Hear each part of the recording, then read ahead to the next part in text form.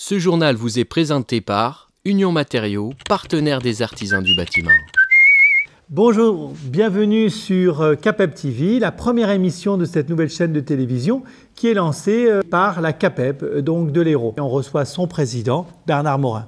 Bonjour.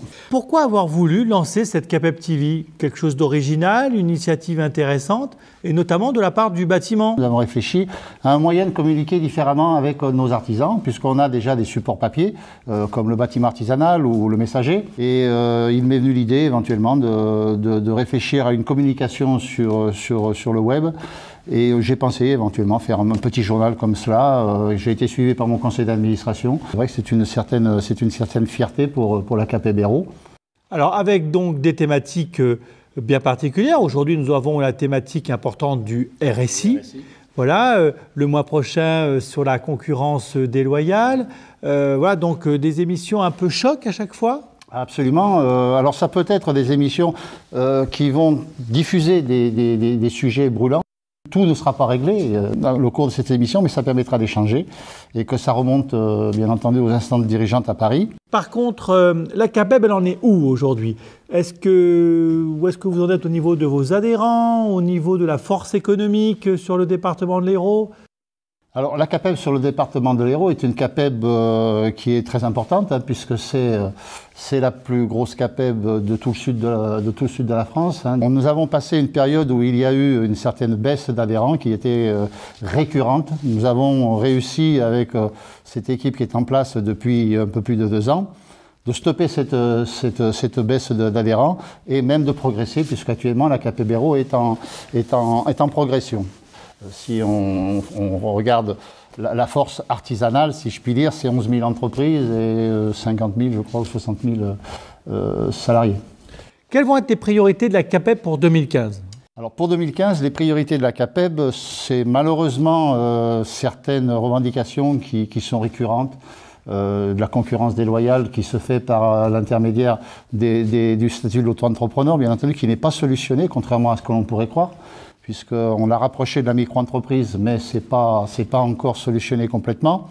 C'est le travail détaché, c'est les entreprises low cost. Tout ça, c'est les priorités qu'on pourrait avoir. C'est de continuer à travailler avec le RSI pour essayer d'améliorer les problématiques que nous rencontrons dans cet organisme. Très bien. Monsieur le Président, je vous propose maintenant d'ouvrir le débat avec Monsieur Rouquette, qui est donc le président du RSI, sur justement les problématiques que rencontrent les artisans face au RSI. Ce journal vous est présenté par Union Matériaux, partenaire des artisans du bâtiment. Alors, commençons par vous, Monsieur Rouquette. Vous êtes là aujourd'hui pour ça. Qu'est-ce qui se passe avec le RSI ?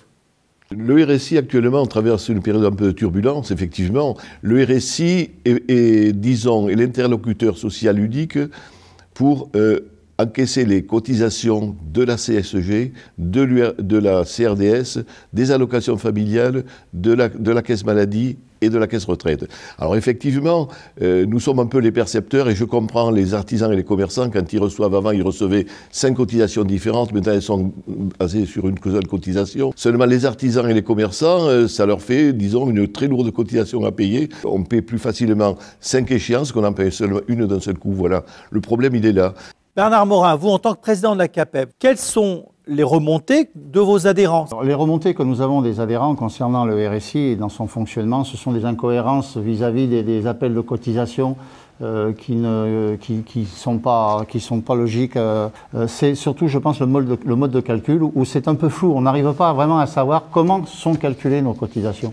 Et ça, je pense que c'est quand même la moindre des choses, que l'artisan sache exactement comment on calcule ces cotisations. Et ça, Monsieur Rouquet, on ne peut pas essayer de répondre à cette question? Nous allons répondre à cette question, étant donné que avant c'était calculé sur L le moins 2, c'est-à-dire sur la déclaration que les artisans et les commerçants nous faisaient. À partir du mois d'avril de 2015, ça sera calculé sur L le moins 1. Ça, c'est une amélioration. Malgré tout, il existe quand même encore de nombreux problèmes de dysfonctionnement. Alors, ils sont liés au fonctionnement, comme vous l'avez précisé, entre le RSI et l'URSSAF. Il y a eu un fusionnement il y a quelques années. Et cela a engendré de nombreux soucis de cohésion, de cohérence. Est-ce qu'on peut mesurer le niveau de contestation? Parce que j'ai vu selon les régions qu'il y avait des régions qui étaient plus ou moins contestatrices, on va dire. Est-ce que l'Hérault et le Languedoc-Roussillon font partie des régions où il y a le plus de problèmes ou pas? Alors, sur l'Hérault et sur la région, aux dernières manifestations, nous avons quand même des rapports officiels du renseignement général. Nous avons eu, aux dernières manifestations, 270 manifestants sur l'Hérault. Je pense, si vous permettez, je pense que c'est dû quand même au travail énorme que font les administrateurs, qui sont en permanence à l'écoute de tous les adhérents et qui essaient de réguler leurs problèmes le mieux possible. Nous ne sommes pas parfaits. Nous ne sommes pas parfaits. Je pense, Président, que s'il y a eu que 270 manifestants sur le Languedoc-Roussillon, puisqu'il y a 110 000 adhérents, je ne pense pas que ce soit lié au fait qu'il n'y a pas de problème au RSI. Parce que c'est ce que ça voudrait dire.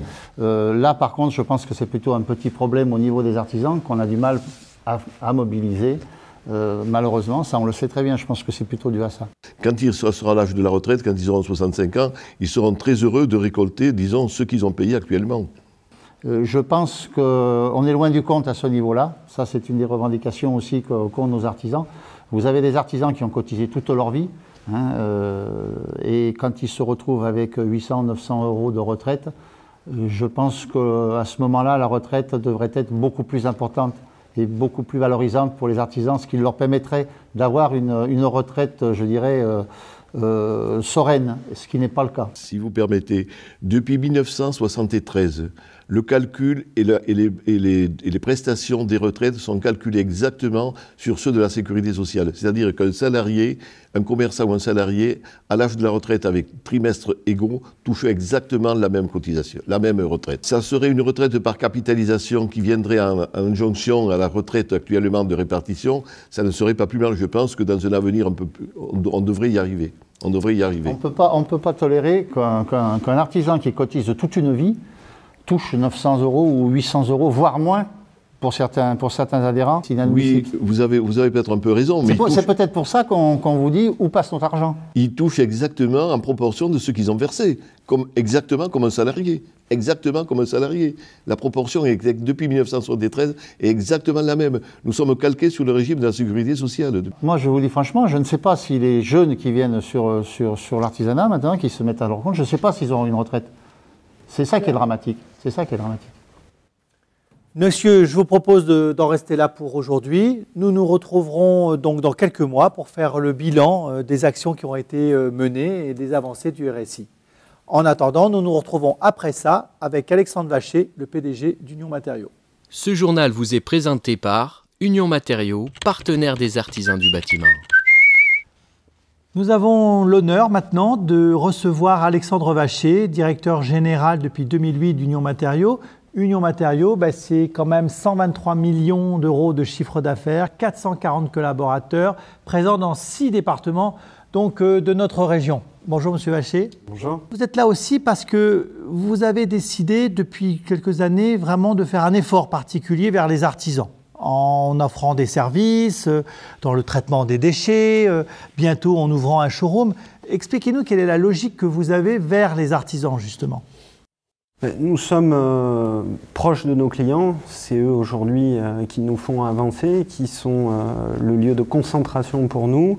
Quand nous avons vu ce projet nouveau, intéressant et intelligent de télévision Capep TV, nous voulions absolument être le premier partenaire au lancement pour montrer notre soutien à cette initiative. Nous réfléchissons depuis un certain nombre d'années en interrogeant nos clients, en allant sur les chantiers, en discutant avec eux, à l'évolution de leur métier et à quels services nouveaux on peut fournir directement pour résoudre les problématiques qui sont nombreuses de nos clients artisans.